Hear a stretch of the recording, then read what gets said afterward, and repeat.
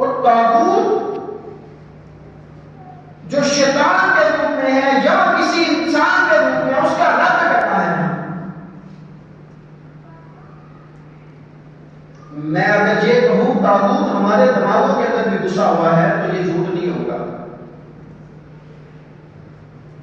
हमारे जहनों को यकीन करें, ये बरादरीइज्म के तागूत ने जकड़ा हुआ है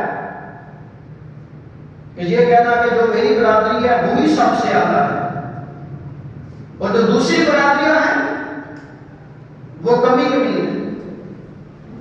वो हमसे लो ग्रेड की है। भाई तुम्हें किसने ये स्टैंडर्ड दिया है?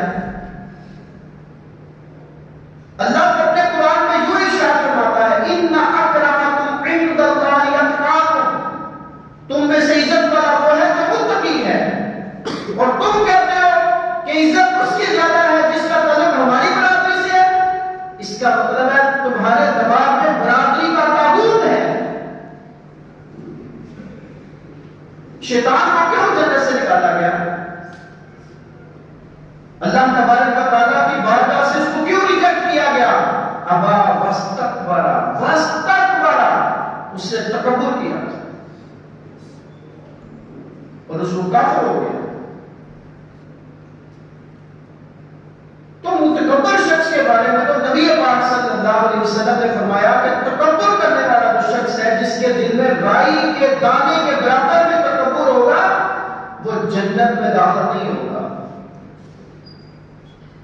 तो बरादरी के नाम के ऊपर तकब्बुर करते हैं। यकीन करें ये मेंटली ताकूत है।